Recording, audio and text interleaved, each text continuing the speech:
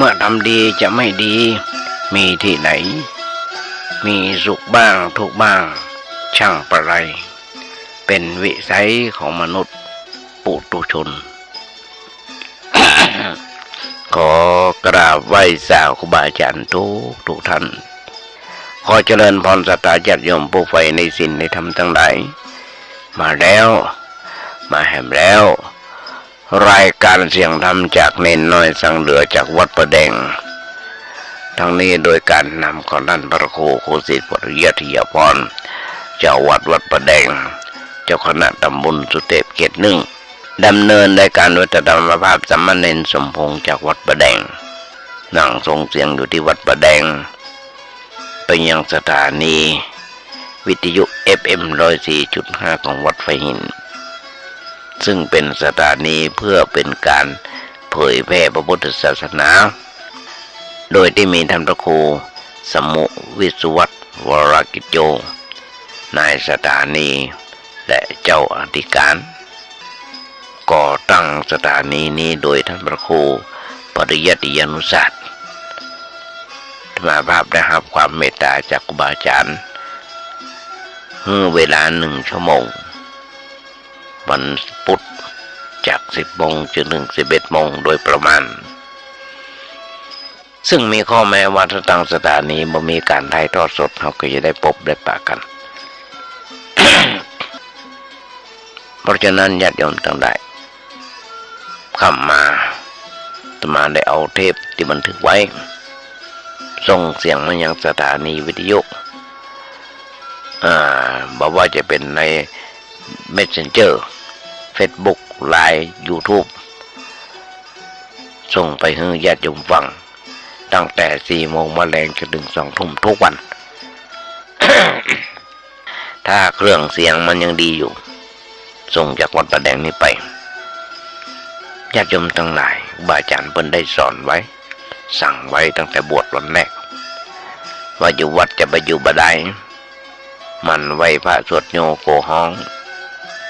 เดี๋ยวนำธรรมคำสอนองค์พระสัมมาสัมพุทธเจ้ามามาจารย์ญาติโยมฟังพ่องแต่มาได้ทำตามที่ครูบาอาจารย์เปิ้นได้สอนมาโดยตลอดตั้งแต่วันแรกก็ถึงวันนี้และต่อไปจนชีวิตจะหาไม่เพราะฉะนั้นญาติโยมทั้งหลายมาภาพเองเป็นผู้ที่บ่มีความรู้นักหนาป่าป้านส่งไปให้ครูบาอาจารย์ยุคนี้สมัยนี้บัณฑิตนักปราชญ์เยอะส่งไปให้เพิ่นฟังเพื่อขอคำติชมจากครูบาอาจารย์คนเฒ่าคนแก่อีพ่ออีแม่บางท่านมันก็แจ้งเข้ามาในรายการว่าวันนี้เสียงเบาไปเนอะวันนี้เสียงมันไม่ชัดเจนเนอะเพราะฉะนั้นก็ต้องขออนุโมทนาขอบคุณด้วยหลายผู้หลายท่านด้วยกันเพราะฉะนั้นญาติโยมทั้งหลายมาภาพเพิ่นถึงบอกและอาตมาก็บอกญาติโยมทั้งหลายคืออย่างใดก็จะให้ญาติโยมฟังแต่อยู่ในยังอยู่ในข้อธรรมะอย่างที่อาตมาญาติโยมฟัง เป็นบทกลอนว่าถ้าโลกนี้มีธรรมประจำที่เมื่อทำดีจะไม่ดีมีที่ไหนมีสุขบ้างทุกข์บ้างช่างประไรเป็นวิสัยของมนุษย์ปุถุชนก็ขยายใจความให้ญาติโยมฟังได้มา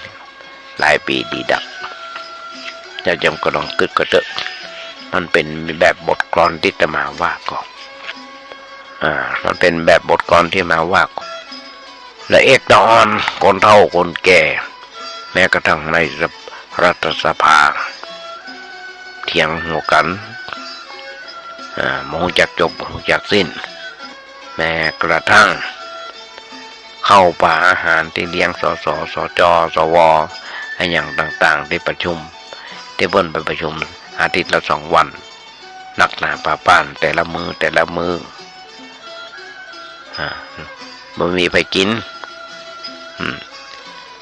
ทำไมถึงมีไปกินเพราะสสบ่ได้ไปประชุมกันหมดถ้าหมดก็คงมีคนกินอยู่แต่บ่มี เปิ้นห่อปิกบ้านกันไปไอ้คนที่ไปประชุมก็ห่อกันปิกบ้านกันไปก็มีการเกิดโกลาหลต่อว่าต่อขานกันแต่ย้อนนึกถึงแต่เอกตอนตะมงห้ำมงเงียนก็อาหารหัวละ17-18 บาทหัวละ20 กว่าบาทแทบจะพอกินเพราะฉะนั้นนี่หลายญาติโยมทั้งหลายสังคมของคนเฮาบ่เทียบเท่ากันบ่เสมอภาคกันก็ว่าเถอะ เพราะฉะนั้นทุกสิ่งทุกอย่างนอนอยู่โรงเรียน14-15ตีลันฟันแตงฆ่ากันตายสร้างความทุกข์ความเดือดร้อนให้พ่อแม่พี่น้องขับมากับรถแว่นเพราะฉะนั้นเนี่ยญาติโยมทั้งหลายคนเฮาประเทศไทยของเฮายุ่งยากเข้าไปหาทุกเมื่อเช้าวันมันเป็นอย่างนั้นน้ำเหลือคนเฮาทุกเมื่อเช้าวันในจิตในใจเปิ้นบอกว่าเป็นแหล่งของความทุกข์เป็นแหล่งของความทุกข์แหล่งเกิดความทุกข์มันเกิดอะไรอย่างขึ้นมาเป็นจังไดซึ่งแหล่งเกิดความทุกข์ก็ย้อนรอยถอยความในเรื่องของ4 บทที่บอกว่าทุกข์สมุทัยนิโรธมรรคขึ้นกำวัดทุกข์ก่อนแต่มาก็ยังโอ้ในเรื่องทุกข์ยังมาจบเสียงเด้อไผก็โอ้เรื่องทุกข์มันมีเรื่องบุญเรื่องทุกข์สักคนเพราะฉะนั้นการโอ้ในเรื่องของความทุกข์เข้าดินทุกข์เข้าหญ้าไป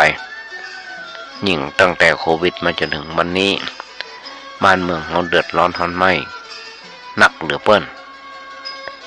ต่างประเทศก็นักเหลือเปิ้นทั่วโลกฝนจะตกก็ตกน้อยเดียวบางที่บางแห่งน้ำท่วมน้ำหนองต่างประเทศบ้านเมืองพังพินาศ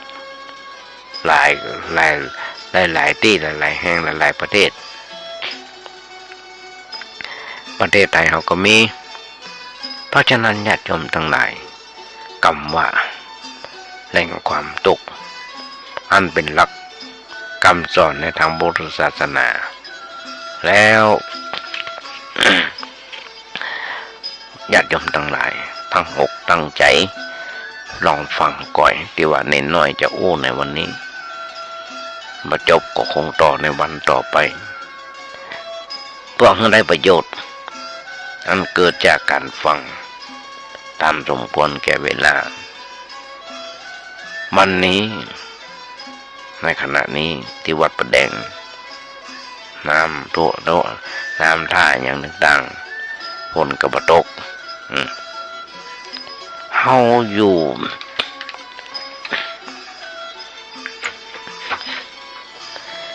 ู่ในโลก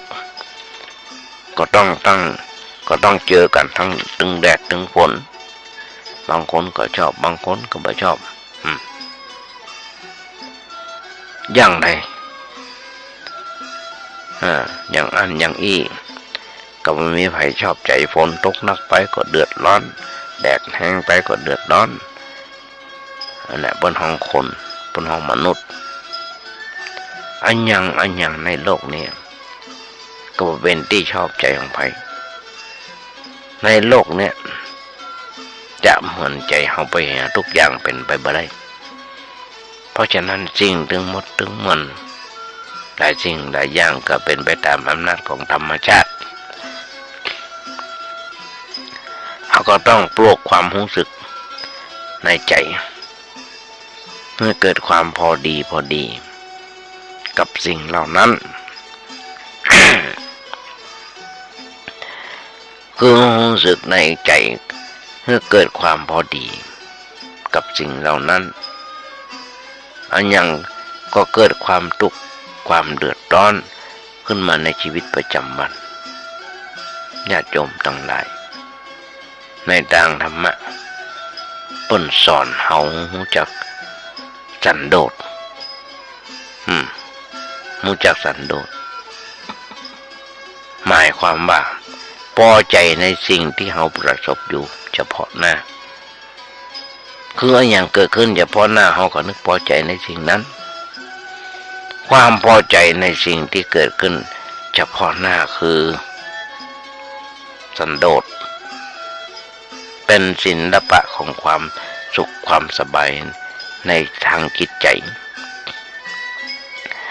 ในขณะใดที่เฮามีความพอใจในเรื่องอะไรก็ช่างที่เกิดขึ้นเฮาก็รู้สึกสบายใจยิ้มได้รัฐบาลจะแจกสตางค์ได้บ่ได้ก็ยังบ่ฮู้เด้อเฮาก็สบายใจละยิ้มได้ละแต่ว่าในขณะใดที่เฮารู้สึกขัดใจบ่ชอบใจในสิ่งที่เกิดมีอยู่เฉพาะหน้า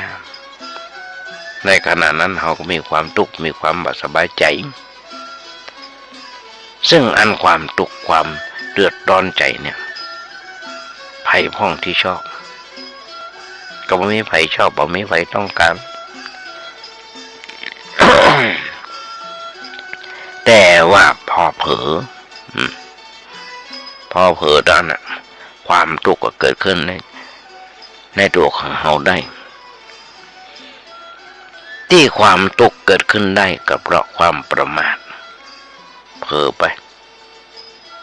บ่ได้ใจปัญญาคิดตรึกตรองในเรื่องนั้นพออันหยังก็พอเพียงแต่ด้านเดียวเหรียญมีสองด้านบ่พอในแง่ที่ว่ามันเป็นความจริงอย่างใดมันเป็นคุณเป็นโทษเป็นประโยชน์บ่มีประโยชน์ของสิ่งนั้นเป็นอย่างใดเฮาพอว่าชัดเจนตามที่มันเป็นจริงถ้าเฮาพอหันอันยังบ่ชัดเจนตามที่มันเป็นจริงก็เป็นเหตุให้เกิดความทุกข์ความเดือดร้อนใจขึ้นมาในใจได้โดยเฉพาะหรือว่าเพราะฉะนั้นในทางพุทธศาสนาโดยมีหลักคำสอนว่าขอให้พออันยังทุกสิ่งทุกอย่างตามที่มันเป็นจริงตามที่มันเป็นจริงซึ่งหันอันยังทุกอย่างตามที่มันเป็นจริงความจริงของสิ่งนั้นมันเป็นอย่างใดเขาก็ต้องพอหันชัดเจนแจ่มแจ้งในสิ่งนั้นแต่ว่าในขณะใดที่เขาพอหันสิ่งนั้นบ่ชัดเจนตามที่มันเป็นจริงความหลงบ่มีความยึดถือในสิ่งนั้นก็บ่มีใจเขาก็ว่างจากความยึดถือเมื่อใจว่างจากความยึดถือเขาก็มีความสงบใจเพราะฉะนั้นพระพุทธเจ้าสอนให้เฮาหัดพออันยังทุกอย่างที่ผ่านเข้ามาในชีวิตวิถีชีวิตของเฮาหูชัดเจนหูชัดหันชัดตามที่มันเป็นจริงอยู่ตลอดเวลาไอ้การที่เฮาจะพออันยังหันชัดเจนนั้น ก็ต้องศึกษาหูธรรมะอย่างน้อยๆและเป็นหลักใหญ่อย่างหนึ่งเพื่อเอามาใจเป็นกระจกประกอบการประกอบการพิจารณาในสิ่งนั้นจะได้หูชัดเจนแจ่มแจ้งขึ้นเขาถึงต้องมาเขาถึงต้องมาฟังธรรมะจากครูบาอาจารย์อย่างที่บอก สถานีวิทยุ FM 104.5 ของวัดไผ่หินเป็นสถานีเพื่อพระพุทธศาสนาเป็นสถานีเผยแพร่พระพุทธศาสนาครูบาอาจารย์บัณฑิตนักปราชญ์มาดำเนินรายการหรือว่าจัดรายการวิทยุตลอด24 ชั่วโมงออนไลน์ไปทั่วโลก ปลี่ยนหมุนเวียนกันมีทุกรสชาติญาติโยมลองฟังเถอะเพราะฉะนั้นเราจะได้หูได้หันชัดเจนขึ้นก็ต้องฟังธรรมะกันพ้องหรือว่าหาหนังสือมาอ่านหาหนังสือธรรมะมาอ่านพ้องบ่มีก็มาเอาที่วัดประแดงได้หรือว่าเปิดพอใน YouTube ก็ได้จะพอ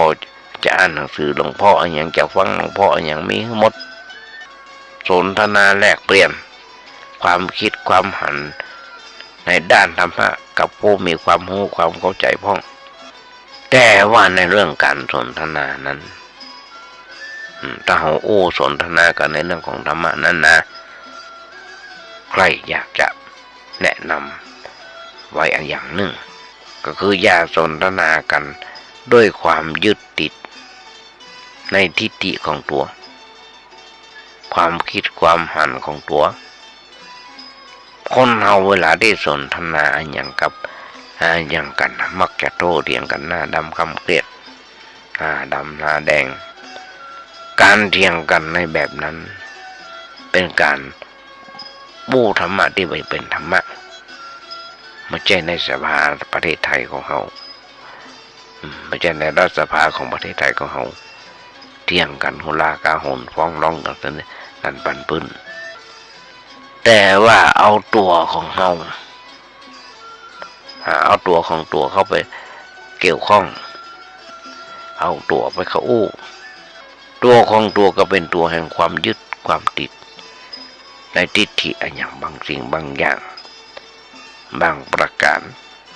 สำคัญว่าเรื่องของตัวเก่านั้นเป็นเรื่องที่ถูกเรื่องของคนอื่นเป็นเรื่องที่ผิดเป็นความผิดที่นี่เมื่อไปกับไผ่นะเมื่อไปกับไผ่ถ้าเฮาอันอย่างถ้าอันอย่างบ่ตรงกับความคิดความหันของตัวก็คัดค้านสิ่งนั้นไปหมดอย่างนี้ก็เกิดปัญหาญาติโยมส่วนดำทั้งหลายพระพุทธเจ้าเพิ่นสอนเนาะ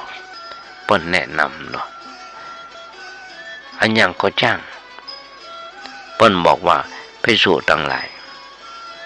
เมื่อเธอฟังเธอได้ฟังไปก็ตามอันอย่างก็ตามเกี่ยวกับธรรมะเกี่ยวกับข้อวัดปฏิบัติอย่าคัดค้านอย่ายอมรับในเรื่องนั้นซึ่งที่เพิ่นและเฮานั้นมันตรงกับในพระสูตรหรือไม่เรื่องใหญ่แล้วเนอะตรงในพระสูตรหรือไม่อันนี้ก็ต้องปิกไปอ่านในพระสูตรสำนักแต่ว่าวันนี้มันต้องฟังน้อยๆก่อนเขากล่าวในเรื่องของพระสูตรก่อนซึ่งพระพุทธเจ้าวางหลักไว้สองอย่างอย่าคัดค้านแล้วก็อย่ายอมรับทันทีเมื่อฟังไว้แล้วเอาไปพิจารณาด้วยปัญญาของเราเปรียบเทียบกับสิ่งที่เราเคยรู้เคยเข้าใจถ้าสิ่งนั้นมันเข้ากันได้กับเรื่องที่เคยเรียนเคยศึกษาก็ยอมรับในสิ่งนั้นได้แต่ถ้าหากว่าเอาไปคิดไปตรองโดยอุบายที่แยบคายแล้ว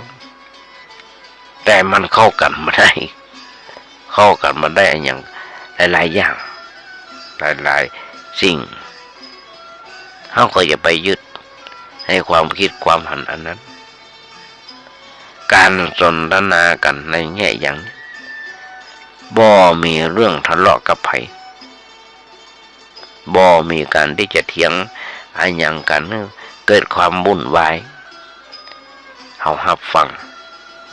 เฮาอันอย่างไปอันอย่างเฮาก็ฟังด้วยใจเย็นอย่าอย่าคัดค้านหรือท้วงติงก็ด้วยใจเย็นๆด้วยอารมณ์ถ้าบ่ด้วยอารมณ์ที่ฮ้อน ญาติโยมก็ลองกึกเกิดสิ่งที่อาตมาเคยบอกทั้งวันทุกครั้งที่มาปะกันว่าถ้าโลกนี้มีธรรมประจำที่เมื่อทำดีจะไม่ดีมีที่ไหนมีสุขบ้างทุกบ้างช่างอะไรเป็นวิสัยของมนุษย์ปุถุชนหลวงปู่พุทธทาสบอกว่าถ้าธรรมะไม่กลับมาโลกาจะวินาศพันได้จากในรัฐสภาประเทศไทยของเฮาหนึ่งละสองหันได้จากละอ่อนนุ่มล้ำกำไม้ขี่รถแว่นตีลันฟันแตงกันสร้างความเดือดร้อนหันก็ญาติโยมทั้งหลายมันเป็นแบบนั้นจริงๆหมู่นี้มันมีธรรมะกันเนาะมันมีธรรมะกันเถียงกันหน้าดำคำเรียกเพียงแค่เขาได้หัวเข็มขัดเพียงแค่เขาได้เสื้อผ้าต่างสถาบันอันนี้อย่างปอทำเนา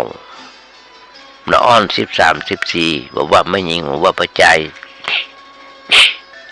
ลูกกันลูกกันไม่ยิงลูกประจัยลูกไม่ยิงกันถึงกับฆ่ากันตายถามหน่อยฟังหน่อย13-14อยู่กันฉันบัวเมียแล้วจะเอาอย่างมากินยันกับประจบมานขึ้นมามีลูกขึ้นมาไผ่เลี้ยงปู่ย่าเลี้ยงหรือไม่ก็เอาไปอ้นไปขว้างไปทิ้งหันกันยกเมื่อเจอวันญาติโยมทั้งหลายอย่างมีข่าวตะวาวันซืนน่ะมีป่อคนหนึ่ง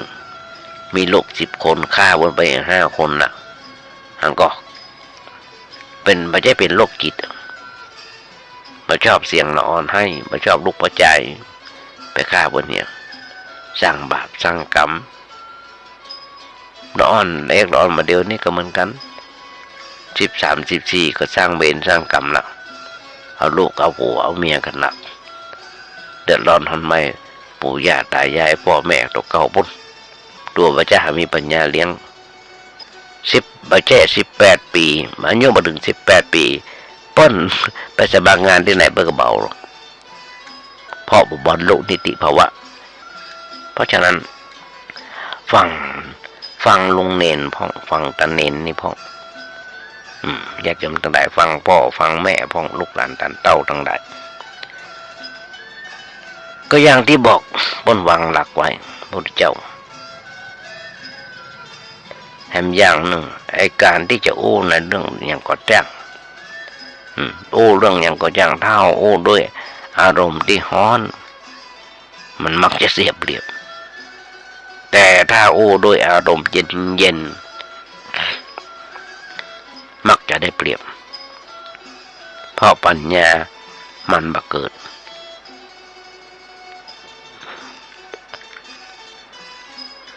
เมื่อไฟมันกำลังลุกอยู่ในใจแต่ปัญญาจะเกิดเมื่อใจสงบเพราะฉะนั้นบุคคลใดที่ทำอันอย่างด้วยใจที่ฮ้อนมักจะเสียหายแต่ถ้าทำอันอย่างด้วยใจเย็นความทุกข์ความเดือดร้อนจะบังเกิดขึ้นอันเนี้ยมันก็ต้องฝึกฝนเหมือนกันเหมือนจะ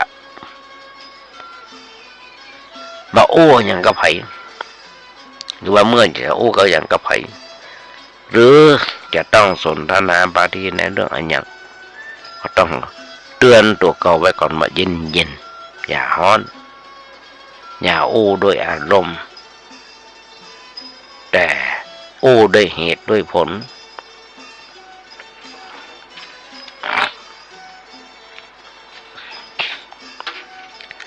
สิ่งใดที่บ่ควรก็อย่าไปสิ่งใดที่ควรค่อยแล้วเรื่องที่ควรก็เหมือนกันต้องพอเวลากันละต้องพอบุคคลแต่มาพอต้องดูสถานที่ต้องดูเหตุการณ์ว่าถ้าเราออกไปแล้วมันจะขัดกับอย่างพ้องจะเป็นประโยชน์กับคนฟังก่อน หรือว่าเป็นประโยชน์กับหรือว่ามาเป็นประโยชน์กับตัวเฮาผู้อู้ถ้าหากว่าเฮาอู้ออกไปแล้วบ่ได้เรื่องคือบ่ได้ประโยชน์แก่คนฟังเฮาเองผู้อู้ก็บ่ได้ประโยชน์อะไรยังเป็นการอู้ออกไปเพื่อแสดงว่าเฮารู้ในเรื่องนั้นเป็นการอู้เพื่ออวดตัวอวดกิเลสอันนี้ก็เหมือนกันญาติโยมทั้งหลายอาตมาได้จัดรายการวิทยุมานี่ได้บัตรต่ำกว่า20 ปีถ้าจำมาผิดถ้าจำมาผิดบ่ได้อวดตัวแม้กระทั่งขอความคิดความหันจากครูบาอาจารย์ขอความคิดความหันจากบัณฑิตนักปราชญ์ที่ฟังรายการวิทยุ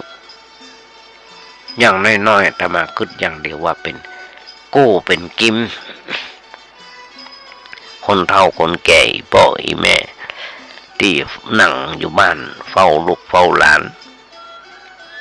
สำคัญที่สุดคือเวลา10 โมงจนถึง11 โมงเป็นเวลาที่เหมาะที่ว่าเหมาะนั่นก็คือว่าบางคนกำลังซักเสื้อซักผ้ากวาดกระล่างกลางควงทำกับข้าวกับปลาของลูกหลานตันเต้าได้กินมาตอนเปิดฟังไปจะยอมนั่นคือเราเหมาะกับเวลามันบ่ได้อวดกิเลสว่าตัวเก่าหูเหมือนกบในหลักกะลาตมานั้นเก่าอู้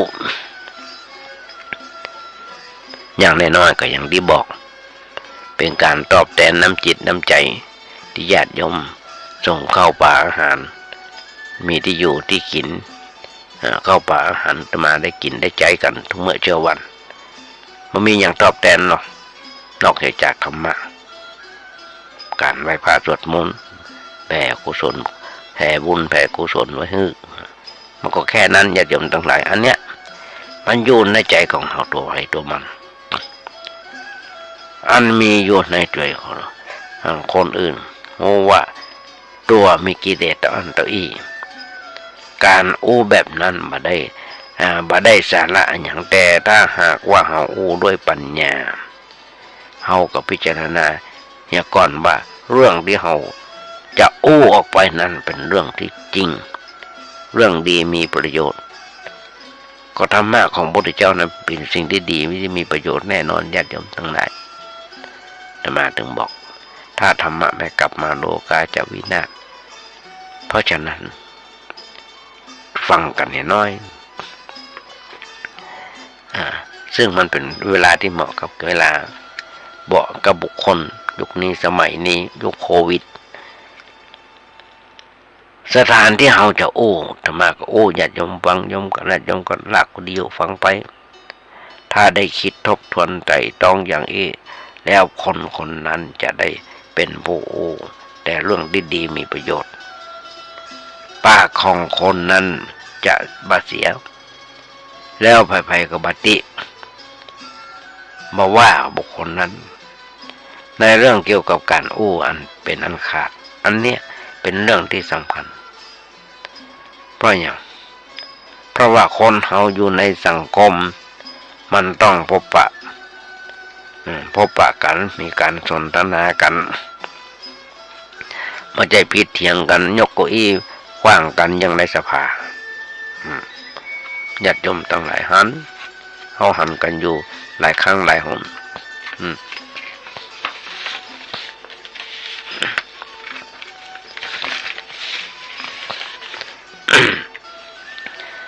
ก็เลยต้องใจหลักธรรมะเข้าไปเป็นเครื่องประคับประคองหรือว่าเป็นเครื่องประกอบในการอู้จาวิสาสะได้เป็นไปในทางที่ถูกที่ชอบตามกฎเกณฑ์ตามหลักพระพุทธศาสนาอันเนี้ยเป็นเรื่องที่อยากจะขอฝากญาติโยมทั้งหลายได้นำไปใช้ในการปฏิบัติภารกิจในชีวิตประจำวันอย่างหนึ่งแหละญาติโยมทั้งหลายทุกวัน ที่จะมานั่งอู้ญาติโยมทั้งหลายพุทธที่ผ่านมาหรือว่าพุทธก่อนๆอู้ในเรื่องของหลักในทางพุทธศาสนาคือเรื่องสำคัญที่พระพุทธเจ้าเปิ้ลนำมาสอนแก่ชาวโลกทั่วโลกเรื่องสำคัญที่พระพุทธเจ้าเปิ้ลสอนนั้นคือเรื่องอะไรอย่างได้บอกญาติโยมหลายครั้งหลายหนรู้แล้วว่าเป็นเรื่องของอริยสัจสี่แต่ละก็ถึงขึ้นต้นว่าทุกข์สมุทัยนิโรธมรรคอันเป็นหลักเป็นเรื่องหลักเรื่องสำคัญในคำสอนในทางพระพุทธศาสนา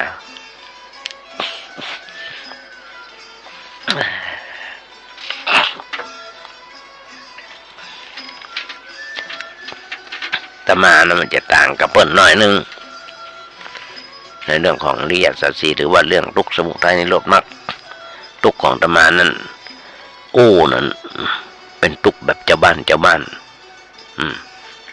อย่างที่หูเอาหันกันอยู่ทุกเมื่อเช้าวันแล้วบอกก็จะไม่ใครมาแต่มาก็เลยต้องเอามาเพราะอันอย่างถึงก็หันกันก็เตือนกันก็บอกกันพระพุทธเจ้า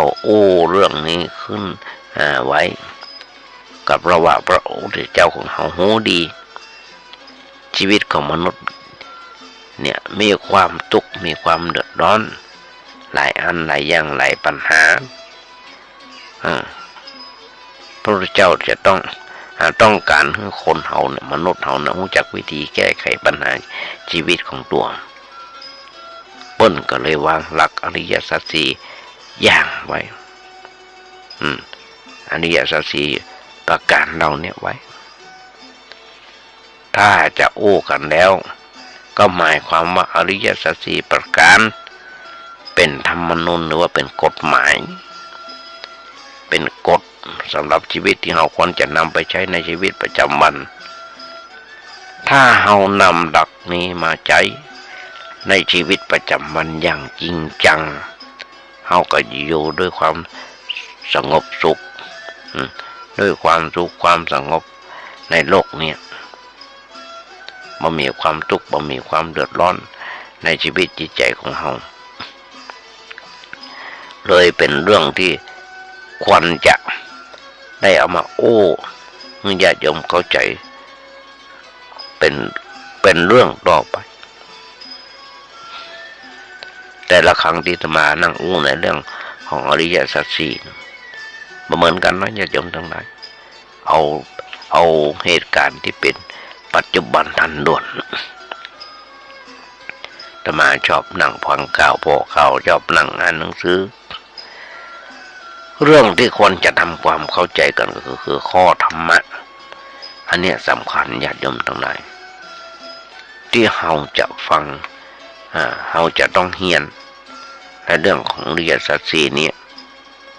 มันมีอันอย่างพ้องเปิ้นแบ่งไว้4เรื่องใหญ่ๆเรื่องของความทุกข์เรื่องเหตุให้เกิดความทุกข์อย่างที่บอกเหตุที่เกิดความทุกข์เป็นป้อนห้องตามภาษาธรรมะว่าสมุทัยซึ่งแปลว่าเหตุให้เกิดความทุกข์เหตุที่เกิดทุกข์แล้วการดับทุกข์พ้นของวันนิโรธเป็นหนทางที่จะปฏิบัติให้ถึงความดับทุกข์พ้นของว่ามรรคกันง่ายๆย่อๆสั้นๆคือทุกข์สมุทัยนิโรธมรรคอย่างที่บอกทุกครั้งคนโบราณเปิ้นต้องการให้คนเฮานั้นจำง่ายๆเลยเอาแต่หัวข้อชื่อนั้นมาเปิ้นห้องว่าหัวใจเป็นหัวใจของอริยสัจสี่ก็ได้เคยญาติโยมฟังบอกทุกข์สมุนิมะทุกข์หมายถึงความทุกข์สะหมายถึงสมุทัยนิหมายถึงนิโรธ มะหมายถึงมรรคเข้าใจกันง่ายๆอริยสัจสี่มีอย่างบางทุสานิมะแล้วก็แปลความหมายเรื่องกว้างก็ไปแฮมบางคนแต่ว่าคนโบราณเปิ้นสอนเพื่อให้จำคนที่ได้หัวใจอริยสัจไปอริยสัจไปแล้วบ่ได้เอาไปใจเป็นในทางแก้ไขคือในเรื่องของความทุกข์แต่เอาไปใจเป็นคาถาอาคมไปแปลกหัวใจพระพุทธเจ้าบอกหัวใจอิติปิโสบ้องอย่างต่างๆนั่นนะหัวใจ108เนี่ยโอ้สัพพะญาติโยมทั้งหลายคนที่ได้หัวใจอริยสัจไปแล้วพอได้เอาไปใจในทางแก้ทุกข์แต่เอาไปใจเป็นคาถาอาคมไปเอาไปใจในเป็นคาถานั้นคาถาอันนี้โมก็ไปตามเรื่องตามเล่าร้อยอันพันแปดเป็นเรื่องของไสยศาสตร์บ่ใจเรื่องของพุทธศาสนาของเฮาเรื่องของพุทธศาสนาเฮาคือจำหัวใจก็เพื่อจะได้ระลึกกันง่ายๆเช่นเฮาต้องจำว่าทุสานิมะเวลาเฮานึกถึงตัวจริงของอริยสัจเฮาก็รู้ว่าทุกข์คือทุกข์สะคือสมุทัยนี่คือนิโรธนี่คือนิโรธหมายถึงความดับทุกข์หมายถึงอันประกอบไปด้วยองค์8ในเรื่องอื่นๆเปิ้นก็มักจะพูกหรือว่าชี้ไว้ว่าเป็นหัวใจสั้นๆให้คนเอาไปท่องจำเพราะสมัยแต่ก่อนบ่มีหนังสือตำรับตำราเหมือนกันญาติโยมทั้งหลายแต่ละครั้งที่อาตมานั่งอาตมาได้หันครูบาอาจารย์อย่างเช่นท่านพระโคโคสิทธิ์ปริยัติยาภรณ์เนี่ยเปิ้นจะจดแต่หัวข้อไว้1 2 3 4 5ว่าวันนี้จะอู้เรื่องอันยังเป็นอย่างใด7 8 9 10เปิ้นจะอู้เรื่องอันยังเวลาเปิ้นจะแสดงธรรมอาตมาหันเปิ้นเคยกำเอาของเปิ้นมาอ่านพ่อเปิ้นบอกนี่คือหัวข้ออาตมาก็ได้ทำตามที่ครูบาอาจารย์เปิ้นได้ทำนั่นเปิ้นอู้ในเรื่องหัวข้อแล้วก็มาขยายใจความแต่ว่าเปิ้นอ่านหนังสือแล้วเปิ้นรู้แล้วว่าเขาจะต้องเปิ้นจะอู้เรื่องอันอย่างเป็นอย่างใดทุกๆคนครูบาอาจารย์ทุกๆคนอย่างเช่น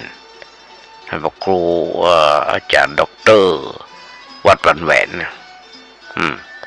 เปิ้นจดไปเป็นหัวข้อเพราะฉะนั้นเนี่ยญาติโยมทั้งหลายอาตมาก็เหมือนกันเปิ้นเป็นหัวใจอย่างหนึ่งเปรียบเสมือนหัวใจอย่างหนึ่งคือทุสานิมะแต่ขยายใจความได้ตลอดชีวิตนี้ทั้งชีวิตมันก็ขยายใจความได้บ่หมดได้บ่เสี่ยงเรื่องเพราะมันกว้าง 84,000 พระธรรมขันธ์อยู่ใน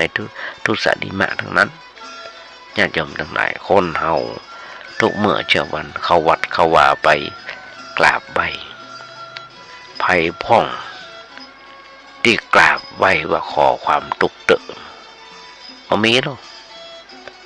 ขอความสุขความเจริญขอมีได้บุญเนอะญาติโยมลองกึกกับบ่มีไผมาขออธิษฐานขอความทุกข์เพราะฉะนั้นขอให้ญาติโยมจำเอาหัวใจนี้ไว้ว่าทุสานิมะนั่นคืออันหยังนั่นคืออันหยัง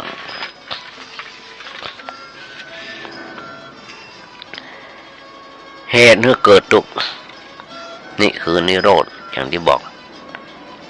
กรรมว่าทุกข์เอากันง่ายๆกรรมเมืองของเราทุกข์บ่มีกินไม่มีไผตามไฟส่องต้องทุกข์บ่ได้นุ่งบ่ได้ย่องพี่น้องดูแควนปัญหาจิปาถะปัญหาหลายๆอย่างในครอบครัวของเราเปิ้นถึงบอกเราว่าพ้นมาตกบ่ฮู้ว่าเฮียนไผหัว ตอนวนมาตัวบอกว่าเฮียนตัวเก่าหัวดเหมือนกันปัญหาในครอบครัวของคนเราทุกครอบครัวมีปัญหาเหมือนกันทั้งนั้นอยู่ที่ว่าใครจะหนักใครจะน้อยเพราะฉะนั้นคำว่าทุกข์หมายถึงอะไรอย่างหมายถึงความไม่สบายใจความไม่สบายที่เกิดขึ้นทางกายทางใจทางกายทางใจทุกข์ทางกายก็มีทุกข์ทางใจก็มีแต่ว่าความจริงตัวทุกข์แต่มันอยู่ที่ใจมันอยู่ที่ใจอย่างตมาภาพเจ็บไข้ได้ป่วยอย่างประเดี๋ยวเนี่ยปวดไปทั้งซีกข้างขวาต้องเดินทุกวันอย่างน้อยๆ3 เที่ยวหลังจากสวดมนต์แม่เจ้าเสร็จเรียบร้อยแล้วก็เดินรอบโบสถ์ข้างถนนฉันเพลเสร็จก็เดินรอบโบสถ์ข้างถนนสวดมนต์เย็นเสร็จก็เดินรอบข้างถนนขามันตึงเดินไปก็ลากต้องสวกไม่เต้าเนี่ยเกิดความทุกข์ร้อนเพราะฉะนั้นทุกข์ทางใจก็มีทุกข์ทางใจก็มีอันนี้นักหนาป่าป่านถ้าเราไปห้องยาเราต้องเสียค่าใช้จ่ายหลายตังค์หลายอันหลายอย่างที่เราจะต้องไปทำแม้กระทั่งแค่ค่ายาก็ต้องเสียเป็น1,000 บาทหลักพันละเพราะอาตมาบอกเขาจะมีเวลาไปนั่งไปรอกับเปิ้นเมินเป็นวันพระเจ้ามีเวลามามีสุขภาพพอที่ทนได้ที่จะไปนั่งรอเป็นวันก็ต้องไปหาหมอที่ต้องจ่ายสตางค์จ่ายยานอกเงินตังนอกนั่นแหละญาติโยมทั้งหลายนี่คือทุกข์ใจอย่างนึงมันอยู่ที่ใจเพราะว่าใจของเขาเป็นหัวหน้าโบราณเพิ่นถึงบอกจิตเป็นนายกายเป็นบ่าวของเรื่องมันมีอยู่ความคิดความนึกอยู่ที่ในใจนั้นมันมี2 เรื่องญาติโยมทั้งหลายพวกน้องว่าเหตุทางกายแล้วก็เหตุที่เกิดทางใจเองเหตุทางกายนั้นก็ต้องมีสภาพร่างกายที่บ่ปกติเช่นปวดแข้งปวดขาอย่างที่บอกมีความเจ็บไข้ได้ป่วยซึ่งเป็นเรื่องธรรมดาของสังขารร่างกายอนิจจวัฏสังขาราสังขารนั้นบ่เที่ยงอยู่ไปทำไปมันดับไปเมื่อไรก็เมื่ออันแตกสลายไปก็เมื่อใดเมื่ออันคนเฮาเกิดมาแล้วมันก็ต้องมีการเจ็บการไข้เป็นเรื่องธรรมดาเป็นเรื่องธรรมดา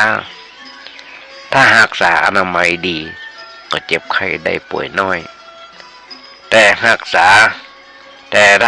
าอนามัยบ่ดีเฮาก็เจ็บไข้ได้ป่วยหนัก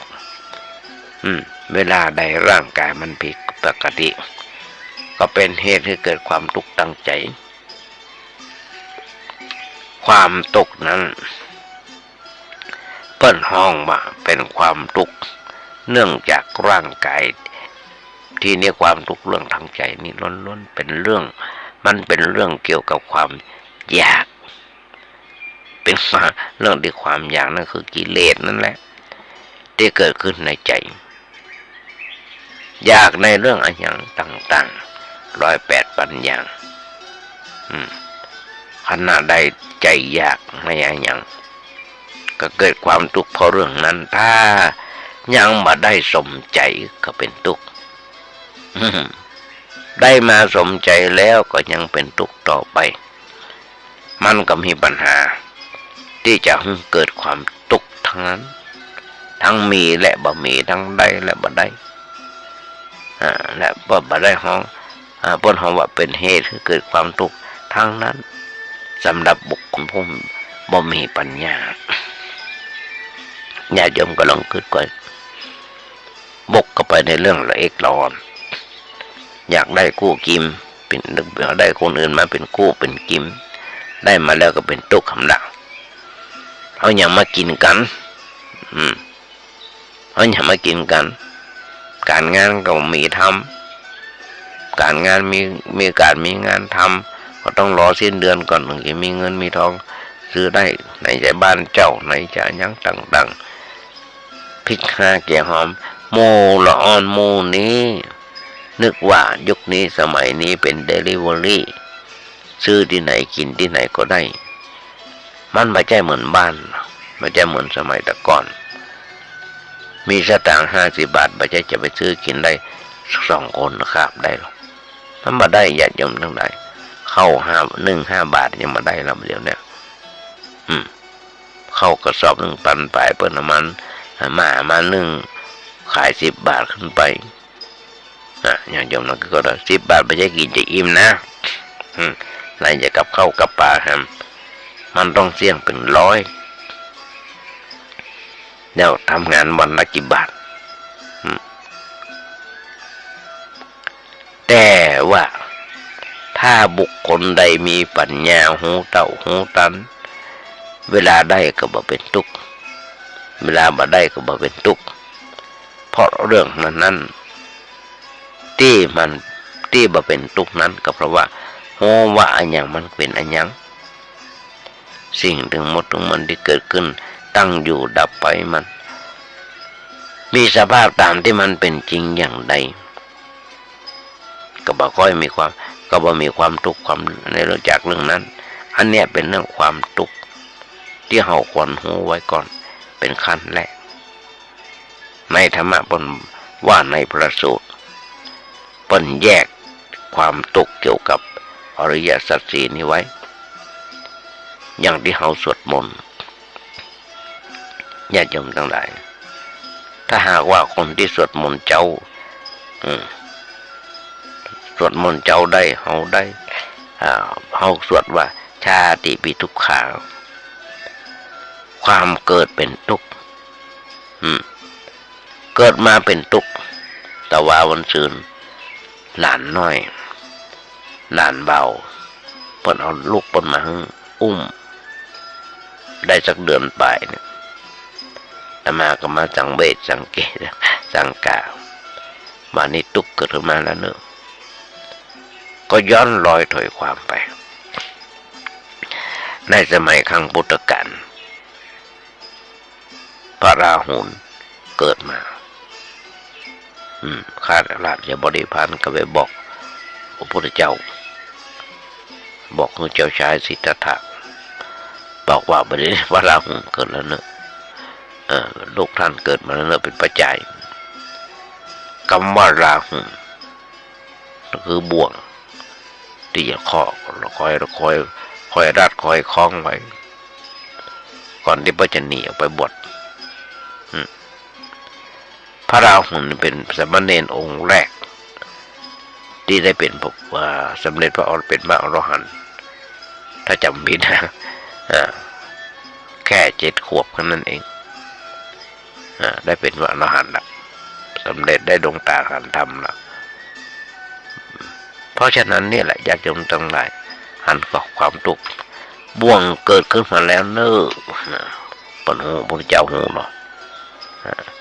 หูละก็เลยออกบวชก็บอกแล้วไงว่าชาดาปิทุกขมรณะปิทุกขความชาดาปิทุกขความแก่ก็เป็นทุกข์อย่างธรรมะบาปเนี่ยมันต้องอู้ไผ่มันต้องอู้คนอื่น40ดื่มหน้า50ดื่มหลังลุกก็โอยนั่งก็โอยมรณะปิทุกขังความตายก็เป็นทุกข์ความพลัดพรากจากของรักของชอบใจก็เป็นทุกข์อยู่ด้วยกันก็มีที่บอกคนเขาอยู่ด้วยกันอยู่กับคนที่เขาบ่ชอบก็เป็นความทุกข์กับสิ่งที่เขาบ่ชอบก็เป็นความทุกข์ความโศกความเหี่ยวแห้งใจความลำไรน้ำพันในเรื่องปัญหาต่างๆก็เป็นความทุกข์รวบรัดแบบย่อๆสั้นๆญาติโยมฟัง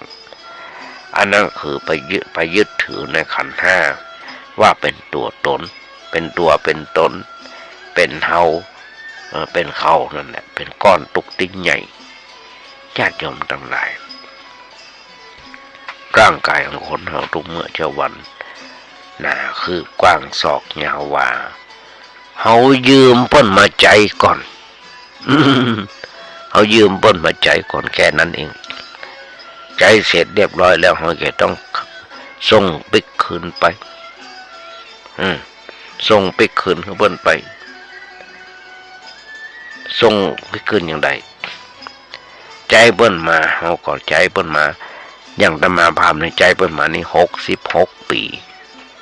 ใจต่อไปได้แหมหนักน้อยขนาดไหนมากน้อยขนาดไหนมันก็ต้องชำรุดทรุดโทรมเป็นธรรมดาอย่างเช่น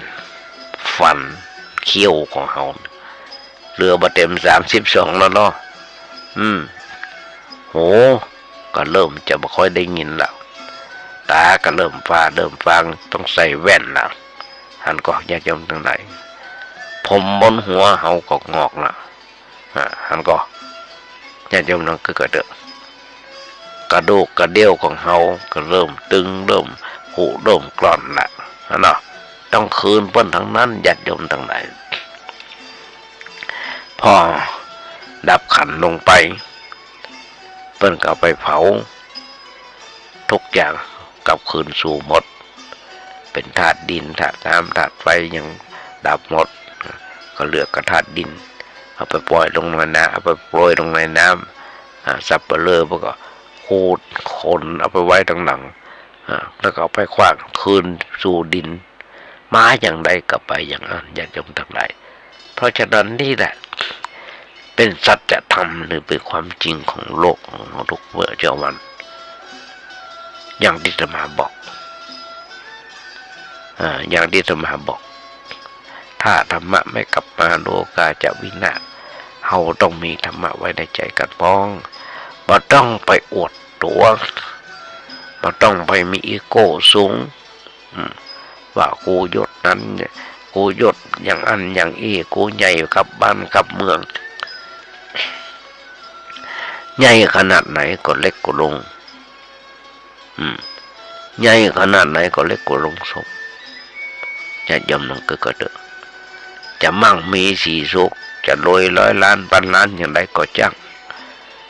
ตายไปเอาไปบ่ได้สักอย่างจะมีที่ให้ที่น้ำกี่หมื่นไร่เอาไปตัวบ่ได้สักอย่างที่เอาไปได้ก็คือบาปกับบุญเพราะฉะนั้นเมื่อใจยังดังสาบมันไหวพระสวดโยโกห้องทำบุญสุนทานเอาไว้ใจกินไว้กินไว้ใจในภายภาคหน้าบุญจะช่วยพาเข้าไปในสิ่งที่ดีที่มีดีที่เป็นประโยชน์บาปจะได้ไปทำอะไรที่ในตกไม่อยู่ในนกอเวจีในสิ่งที่บดีเพราะฉะนั้นฝากกับสตาญาติโยมไว้ก่อนเดี๋ยวว่าเวลาก็จะหมดแล้วในท้ายรายการวันนี้ญาติโยมทั้งหลายก่อนที่จะเอารายการนี้จากไปก็ฝากเอางานบุญงานกุศลมามาเอิ้นให้ญาติโยมฟังนี่ก็ใกล้จะออกพรรษาแล้วซึ่งทางวัดประแดงของเขามีท่านพระครูโคสิทธิ์บริยัติยพรเจ้าวัดประแดงเจ้าคณะตำบลสุเทพมีการก่อร่างห้างแปลงซ่อมแซมเสนาสนะเสร็จไปแล้วหลายอันหลายอย่างหลายเรื่องแต่ตอนนี้ยังเหลือศาลาอนุสรณ์พิพิธภัณฑ์ของพระเจ้าดิโลกราชที่กำลังจะสร้างตอนนี้กำลังรอแบบแปลนจากคณะวิศวกรรมเพิ่นกำลังทำแบบทำอย่างอยู่ก็ขอบอกบุญญาติโยมทั้งหลายปีนี้เป็นปีที่2ที่จะทำบุญสุนทานกันแบบออนไลน์แบบเดลิเวอรี่ไม่ใช่แบบออนไลน์นั่นคือ QR code ญาติโยมโทรศัพท์ไปถามพระครูเจ้าวัดได้ว่าเขาจะทำกันอย่างไรเป็นอย่างไรเบอร์โทรศัพท์มันมีว่า0818815690 แล้วรอใบดีกากฐินออกมาก่อนมาจะได้ถ่ายรูปส่งไปให้ญาติโยมทั้งหลายเอาละกราบขอบพระคุณน้ำใจในท่านพระครูสมุวิศวัตรวรกิโยนายสถานีที่มีเมตตาถวายเวลาอาตมาภาพได้มีโอกาสได้ฝึกหัดนะญาติโยมทั้งหลายเพราะฉะนั้น กราบขอบพระคุณน้ำใจท่านพระครูสมุวิศวัตวรกิจโจตุยและญาติโยมทั้งหลายขออำนวยอวยพรสดาญาติโยมทั้งหลายโดยว่าวันนี้อาจจะเป็นวันครบรอบวันเกิดของใครคนใดคนหนึ่งก็ขออวยพรญาติโยมว่าขอมีความสุขมีความเจริญคิดสิ่งหนึ่งสิ่งใดสมความมุ่งมั่นปรารถนาขอให้ญาติโยมอย่าเจ็บอย่าไข้กันเลยขอเจริญพร